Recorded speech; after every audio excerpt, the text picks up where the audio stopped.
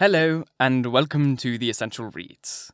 My name is Isaac, and my goal is to bring to you a bunch of classic audiobooks in an easy and accessible way. We're continuing today with Huckleberry Finn by Mark Twain, and we're on chapter 9, so if for some reason you clicked on this video without having listened to the other chapters, please go back, because it's a really good book. And my southern accents are very fun being British. They're pretty good. They can definitely use some improvement, but they're pretty good. Yeah. If you want to support the show, subscribe, go to the store, join the channel, all the sorts of things like that. And you could do the same on podcast. You can click the little join channel thing and you help support me and turn this into my full-time job, which would be marvellous. Let's dive in. The Adventures of Huckleberry Finn was written in a time when terrible slurs and actions were used to oppress the African-American people.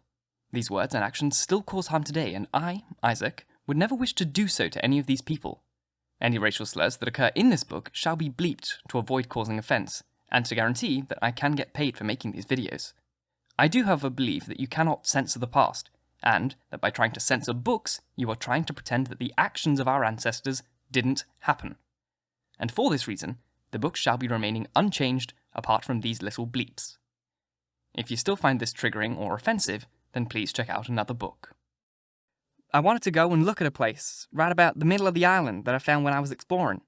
So we started, and soon got to it, because the island was only 3 miles long and a quarter mile wide. This place was a tolerable long steep hill, or ridge, about 40 foot high. We had a rough time getting to the top. The sides were so steep, and the bushes so thick. We tramped and clumb all over it, and by I found a good big cavern in the rock, most up to the top on the side towards Illinois. The cavern was as big as 2 or 3 rooms bunched together, and Jim could stand up straight in it. It was cool in there. Jim was for putting our traps in there right away, but I said we didn't want to go climbing up and down there all the time. Jim said if we had the canoe hid in a good place, and had all the traps in the cavern, we could rush there if anybody was to come to the island, and they would never find us without dogs.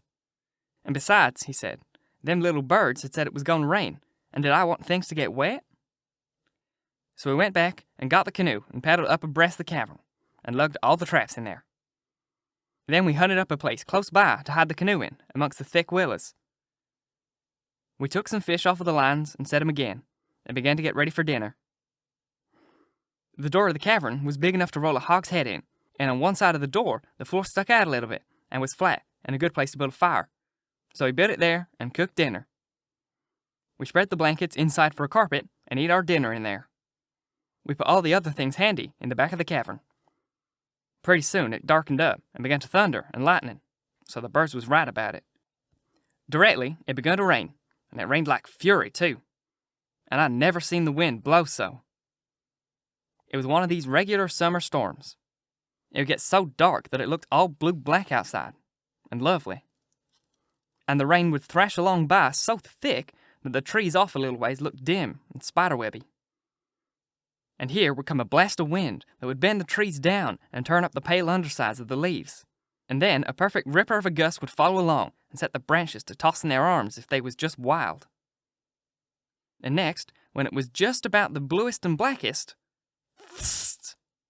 it was as bright as glory, and you'd have a glimpse of the treetops a-plunging about, away off yonder in the storm, hundreds of yards further than you could see before. Dark as sin again in a second, and you could hear the thunder let go with an awful crash, and then go rumbling, grumbling, tumbling down towards the underside of the world, like rolling empty barrels downstairs, where it's long stairs, and they bounce a good deal, you know. Jim, this is nice, I says. I wouldn't want to be nowhere else but here. Pass me along another hunk of fish and some hot cornbread. Well, you wouldn't have been here if it hadn't been for Jim. You'd have been down there in the woods, at any dinner, and getting most drowned, too. That you would, honey. Chickens know when it's gwine to rain, and so do the birds, child. The river went on raising for 10, 12 days, till at last it was over the banks. The water was 3 or 4 foot deep on the island in the low places and on the Illinois bottom. On that side, it was a good many miles wide.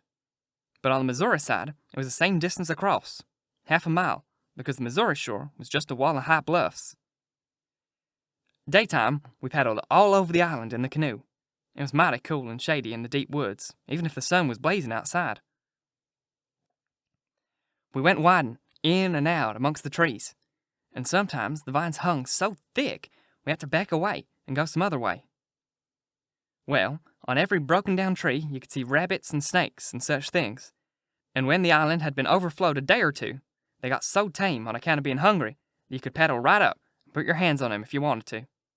But not the snakes and turtles. They would slide off in the water.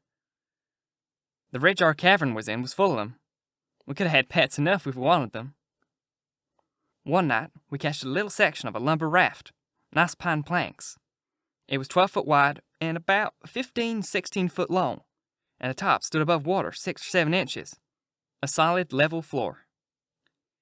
We could see saw logs go by in the daylight, sometimes, but we let them go. We didn't show ourselves in the daylight. Another night, when we was up at the head of the island, just before daylight, here comes a frame house down on the west side. She was a 2-story and tilted over considerable. We paddled out and got aboard and clumb in an upstairs window. But it was too dark to see yet, so we made the canoe fast and set in her to wait for daylight. The light begun to come before we got to the foot of the island. Then we looked in at the window. We could make out a bed and a table and 2 old chairs and lots of things round the floor. And there was clothes hanging against the wall. And there was something laying in the far corner that looked like a man. So Jim says, "Hello, you," but didn't budge. So I hollered again, and then Jim says, "The man ain't asleep. He's dead. You hold still, I'll go and see." He went and bent down and looked, and says, "It's a dead man. Yes, indeedy. Naked, too. If it's shot in the back, reckon he'd be dead 2 or 3 days. Come in, Huck, but don't look at his face. Too ghastly." I didn't look at him at all. Jim throwed some old rags over him, but he needn't done it. I didn't want to see him. There was heaps of old, greasy cards scattered all over the floor, and old whiskey bottles, and a couple of masks made out of black cloth, and all over the walls was the ignorantest kind of words and pictures made with charcoal. There was 2 dirty calico dresses, and a sunbonnet, and some women's underclothing hanging against the wall, and some men's clothing too. We put the lot into the canoe. Might come good. There was a boy's old speckled straw hat on the floor. I took that too. And there was a bottle that had milk in it, and it had a rag stopper for a baby to suck. We would have took the bottle, but it was broke. There was a seedy old chest, and an old hair trunk with the hinges broke. They stood open, but there weren't nothing left in them that was any account. The way things were scattered about, we reckoned the people left in a hurry, and weren't fixed so as to carry off most of their stuff. We got an old tin lantern, and a butcher knife without any handle, and a brand new Barlow knife worth 2 bits in any stone, and a lot of tallow candles, and a tin candlestick, and a gourd, and a tin cup, and a ratty old bed quilt off the bed, and a reticle with needles and pins and beeswax and buttons and thread and all such tuck in it, and a hatchet and some nails, and a fish line as thick as my little finger with some monstrous hooks on it, and a roll of buckskin and a leather dog collar, and a horseshoe, and some vials of medicine that didn't have no label on them.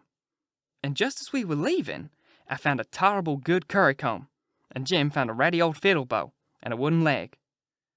The straps was broke off it, but barring that, it was a pretty good leg, though it was too long for me and not long enough for Jim. And we couldn't find the other one, though we hunted all around. And so, take it all around, we made a good haul. When we was ready to shove off, we was a 1/4 mile below the island, and it was a pretty broad day, so I made Jim lay down in the canoe and cover up with the quilt, because if he sat up, people would tell he was a nigger from a good ways off. I paddled over to the Illinois shore and drifted down most 1/2 mile doing it. I crept up the dead water under the bank and hadn't no accidents and didn't see nobody. We got home all safe. Thank you so very much for listening. If you enjoyed, please like, comment, share, all that jazz. And if you really enjoyed, do subscribe because there's more to come. And if you listen on podcast, please leave a review, 5 stars preferred, but you have free will, do as you please. But it would help get this in front of as many people as possible, which would be great. And if you really want to support me, join the show or go to the store. Once again, thank you very much for listening. And until next time, bye-bye.